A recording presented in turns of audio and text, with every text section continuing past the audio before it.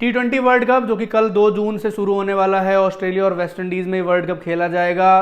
World cup शुरू होने से पहले कुछ नियम आईसीसी ने बदले हैं, साथ ही कुछ नए नियम भी इंट्रोड्यूस किए हैं। उसमें मुख्य 3 नियम, जो मेन 3 नियम हैं जिनमें बड़ा बदलाव देखने को मिला है, और शायद इन जो नियमों में बदलाव हुआ है इनका असर इस वर्ल्ड कप में हमें देखने को मिल सकता है, और टीम बैटिंग की हो या बॉलिंग की हो, दोनों को फायदा या नुकसान हो सकता है। तो चलिए बात करते हैं इन नियमों के बारे में कि क्या ये 3 नियम हैं और क्या इनसे असर पड़ने वाला है। तो पहला नियम जो आईसीसी ने इंट्रोड्यूस किया है वो किया है स्टॉप क्लॉक का। जैसा हमने आईपीएल में देखा कि हर ओवर खत्म होने के बाद जो बड़ी स्क्रीन है उस पर 1 मिनट का टाइमर लग जाता है, और 1 मिनट के बीच में ही आपको दूसरा ओवर शुरू करना पड़ता है।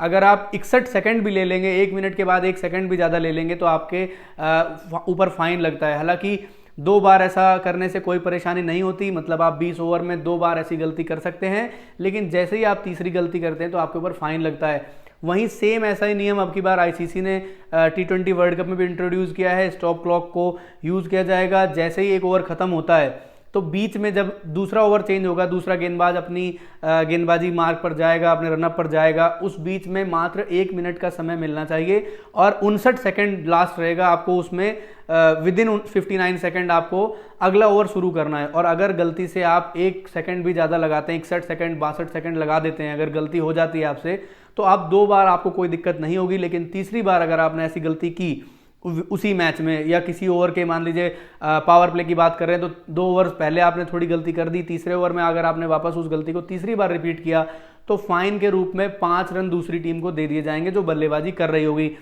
इससे ये होगा कि जैसे 5 ओवर तक आपने 3 गलतियां कर दी, तो ये होगा कि 5 ओवर के बाद अगर 50 रन किसी बल्लेबाजी टीम ने बनाए हैं तो ऑटोमेटिकली उनका स्कोर अपडेट कर 55 रन कर दिया जाएगा, 55 रन कर दिया जाएगा। तो ये काफ़ी इंपॉर्टेंट रूल होने वाला है इस बार। साथ ही साथ हमें यह भी देखने को मिलेगा कि आखिरी के ओवर में जब आप इस जो रूल है इसको फॉलो नहीं कर रहे हैं और काफ़ी बार इसको तोड़ चुके हैं ऑन फील्ड बॉलिंग करते समय, तो आपके पास जो 5 फील्डर दायरे के बाहर रखने की जो आपके पास सहूलियत होती है, जो फ़ायदा मिलता है आपको 5 फील्डर बाहर रखने से, आपको उसमें भी परेशानी होगी। आपको 1 फील्डर उसमें से भी अंदर रखना पड़ेगा और मात्र 4 फील्डर आप बाहर रख सकते हैं। तो ये हो गया पहला नियम, जिससे बहुत बड़ा ऐसा लगता है इम्पैक्ट पड़ सकता है इस वर्ल्ड कप में। दूसरे नियम की बात करें तो पहले सेमीफाइनल में और फाइनल में इस बार रिजर्व डे रखा गया है, लेकिन दूसरे सेमीफाइनल के लिए रिजर्व डे नहीं रखा गया है। वहां पर आपको 4 घंटे 10 मिनट का एक्स्ट्रा समय दिया गया है। जैसे मैच का मान लीजिए कट ऑफ टाइम अगर रात 11 बजे तक है कि 11 बजे तक ही मैच हो सकता है, इसके बाद मैच नहीं हो सकता, लेकिन दूसरे सेमीफाइनल के सीन में ऐसा होगा कि 11 बजने का टाइम रहेगा, मान लीजिए 11:10 पे मैच खत्म होता है, तो इसके बाद आपको 4 घंटे 10 मिनट का टाइम एक्स्ट्रा मिलेगा। यानी कि आप मान लीजिए रात के लगभग 3:20 तक आप मैच शुरू करवा सकते हैं। वो 5 ओवर का हो सकता है, 10 ओवर का हो सकता है। बाकी अगर जैसे बारिश हो रही है उस सिचुएशन में ये चीज़ें ज़्यादा होती हैं। रिजर्व डे या डीएलएस भी इसमें इंट्रोड्यूस किया जा सकता है। वहीं पे डीएलएस के लिए जैसे कि आप सबको पता होगा मिनिमम 5 ओवर आपको करना ही चाहिए, तभी दूसरी टीम उस मैच को कंप्लीट कर सकती है, खेल सकती है। अगर 4.5 ओवर भी हुए हैं तो वो माना नहीं जाएगा। वहीं पे जो नॉकआउट मैचेस होते हैं जैसे सेमीफाइनल है या फाइनल मैच है, ऐसे मैचेस में मिनिमम 10 ओवर का गेम अब जरूरी कर दिया गया है कि 10 ओवर खेलने ही होंगे। अगर 9.5 ओवर भी खेले हैं तो वो मैच बेनतीजा रहेगा, उस मैच का कोई नतीजा नहीं निकलने वाला। अब बात करते हैं तीसरे नियम की। तीसरे नियम में ये है कि अभी तक हमने जैसे आईपीएल में देखा कि आईपीएल में कई मैचेस जो है वो 7:30 बजे शुरू हो रहे हैं सारे मैचेस, और कई मैचेस जो हैं वो 11:15 बजे तक खत्म हो रहे हैं, 11:30 बजे तक खत्म हो रहे हैं। तो लगभग 4 सवा 4 घंटे लगते हैं मात्र 40 ओवर के मैच को खत्म होने के लिए। वहीं अगर अपन बात करें 50 ओवर की एक पारी की, तो लगभग 3 से 3.5 घंटे में 50 ओवर की एक पारी खत्म हो जाती है।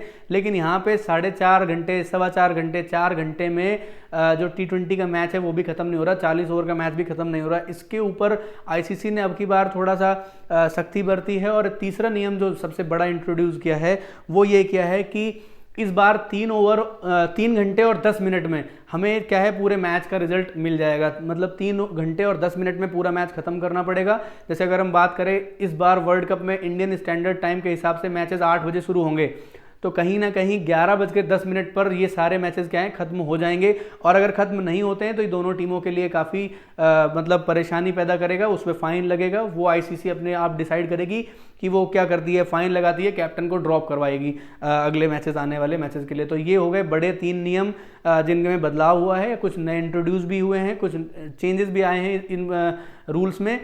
आपके हिसाब से क्या इम्पैक्ट पड़ेगा इन नए रूल्स का, इन नए नियमों का वर्ल्ड कप पर?